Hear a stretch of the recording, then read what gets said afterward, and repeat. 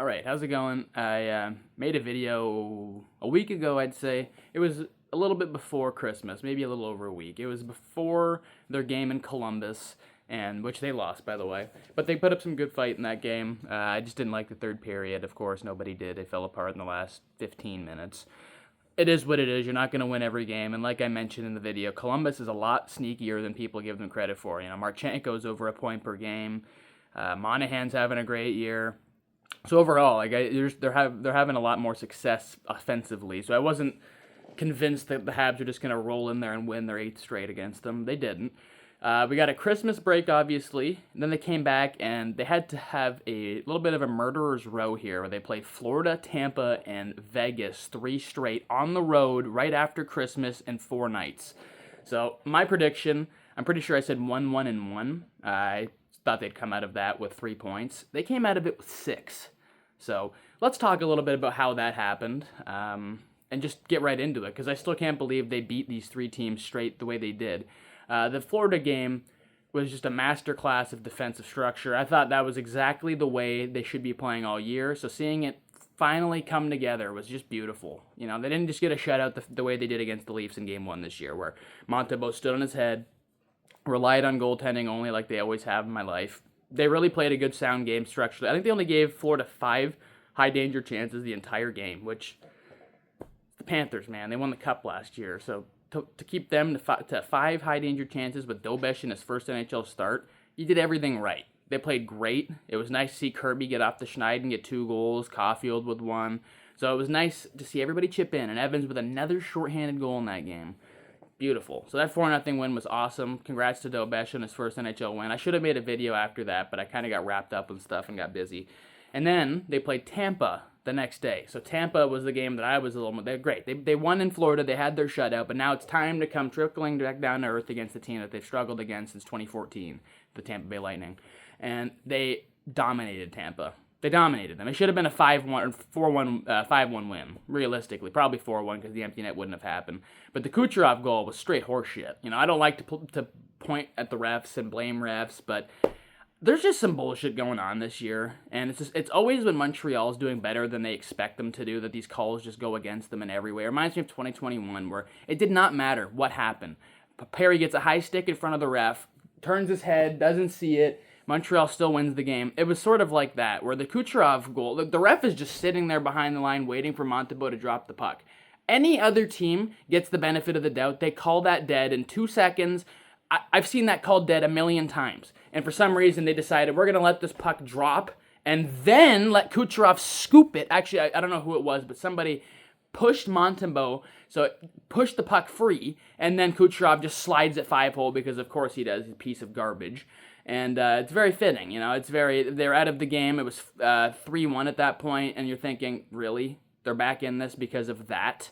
And that was with 2 minutes left, I think, in the second period. So completely sucked the life out of me anyway. Not the team, clearly. But that's just bullshit. I'm sorry. I had to get that out of the way. That really infuriated me. Just like how Kucherov cross-checked Gouldy from behind last year and didn't get called. This fucking garbage piece of shit gets away with everything, and I'm tired of it. I'm tired of the league catering to this piece of garbage. The guy comes out after he wins the cup. Number 1 bullshit. Number 1. How about you focus on the fact that your team just won the Stanley Cup? How about that? The 2 cups in a row that you shouldn't have won because you're over the cap a second straight time, because the league doesn't care about their own rules. So congrats, you beat an 18 seed. I'll never get over that, and they'll never leave my mind. As a Canadiens fan, you grew up admiring guys like John Beliveau, who are leaders through and through. He would never do that. John Beliveau would go out there and congratulate the team that he just swept if he swept them. He'd go out there and congratulate the team he got in a 7-game war with. I don't understand this new mindset of being a piece of shit, but Kucherov thrives on it. And watching him get hit by Suzuki was one of the most satisfying things I've seen in a long time. So thank you, Suzuki, for laying that fucking piece of shit out. Thank you. You did us all a big favor by knocking that piece of shit out. So I'll move on from my Kucherov rant. I just thought the Tampa game all around was great. Besides the Hagel goal, where they basically just let him walk in, it was like, oh, I honestly had a moment of here we go. Because if this is how they're going to play the rest of the game, you're not winning against Tampa if you're playing a wide open game.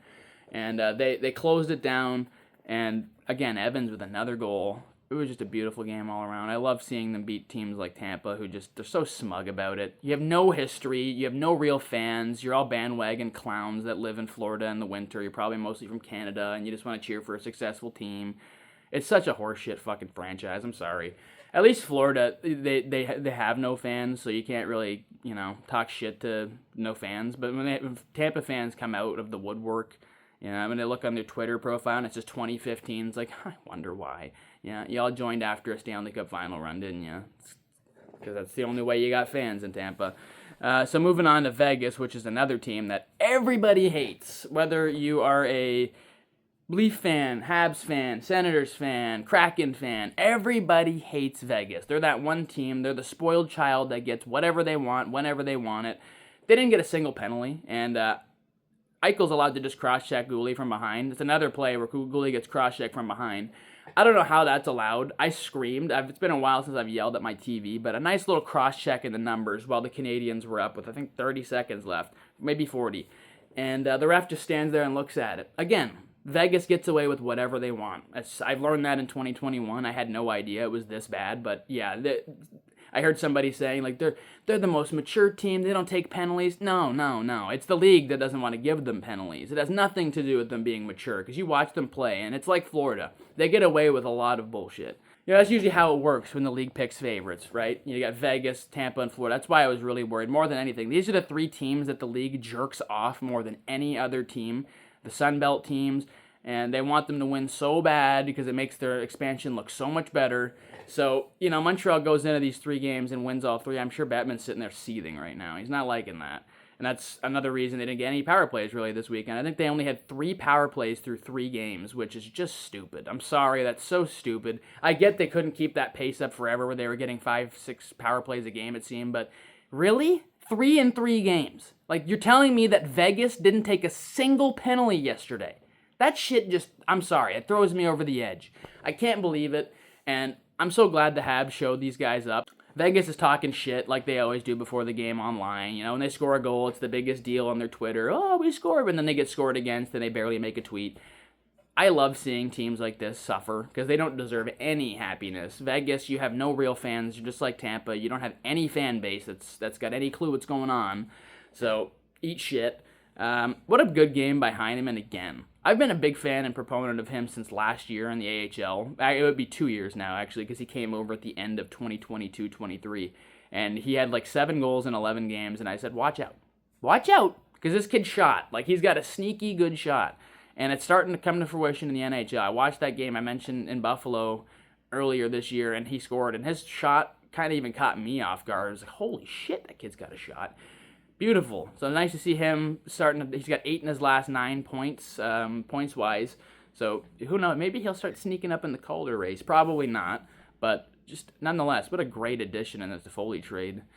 I should probably talk more about the games, though, shouldn't I? Especially Vegas. So the first period had me a little bit worried. I'm not too worried, but a little bit. They got scored on about 3 minutes in. I was in the kitchen cooking, and I figured, well, they're probably not going to get scored. I could probably make food real quick. And they got scored on.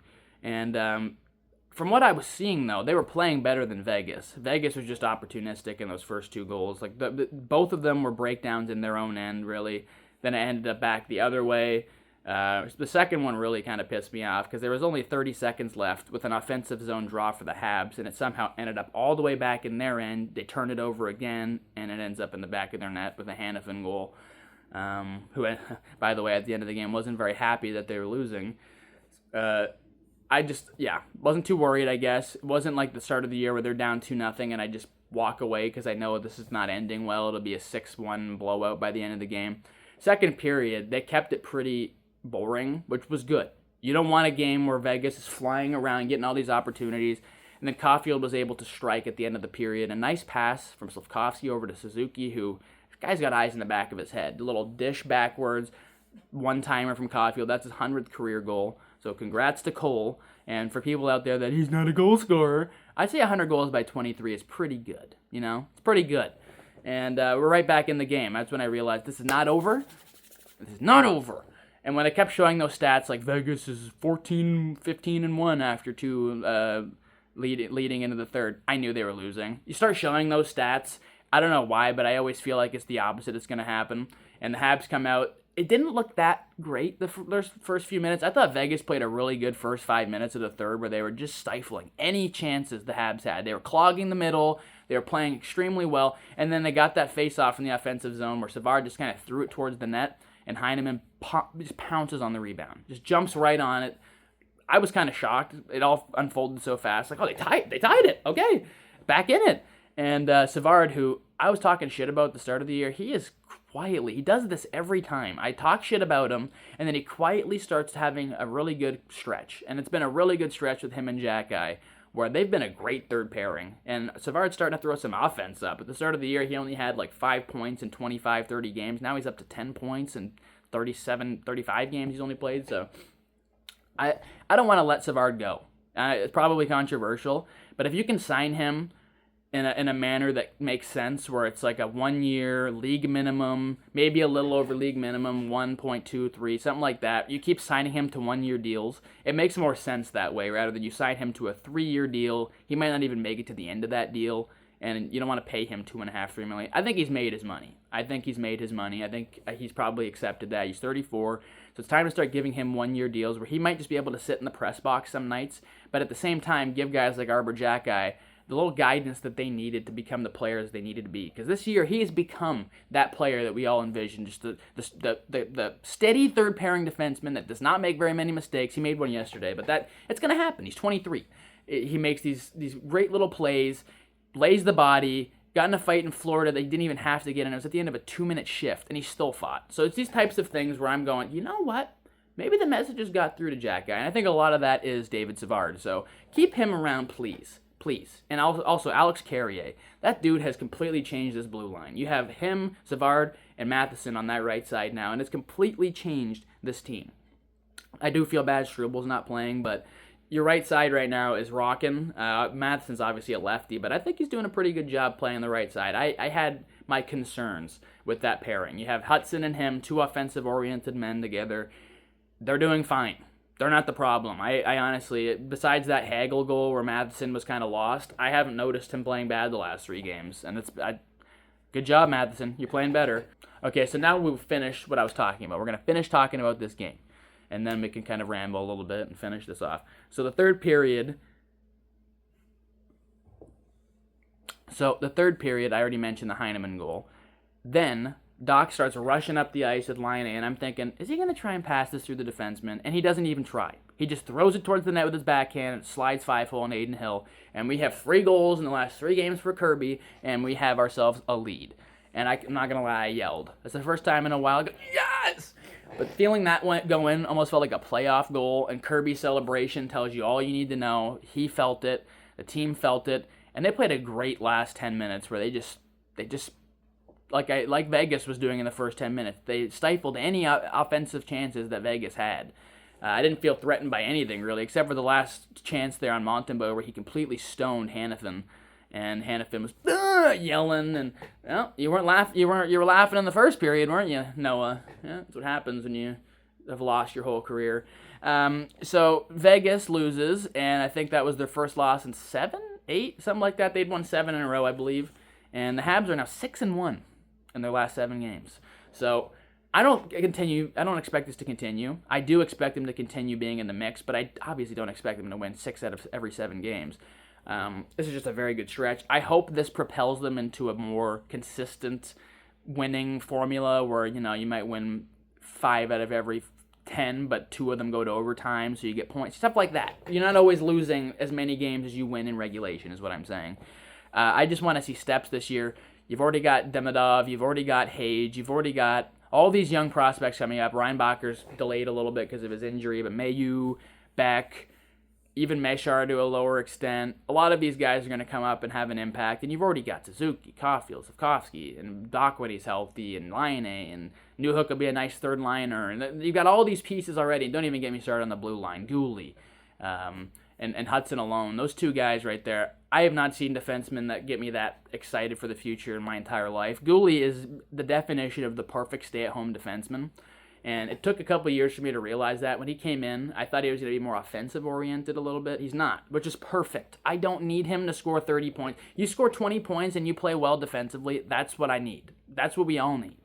And Hudson can be the guy slugging up 65, 70 points a season. That can be his job. So I guess I'll stop rambling. But 3-game win streak here, all against contenders. Awesome stuff to see. Now let's move on to Chicago on Friday, where they just lost in the Winter Classic. I hope they can find a way to win this game, but I wouldn't be surprised if Chicago comes back fighting hard because they've lost 4 or 5 in a row with a lot of goals against. I think it was 25 goals in their last 4 games allowed, so I don't expect them to play as bad. They're an NHL team, obviously, so they do have talent and skill. And then on Saturday, you play Colorado, so you've got a pretty hard back-to-back again. So let's see how it goes. Keep the positivity. Go Habs, go. I'll see you guys in the next video. Take care.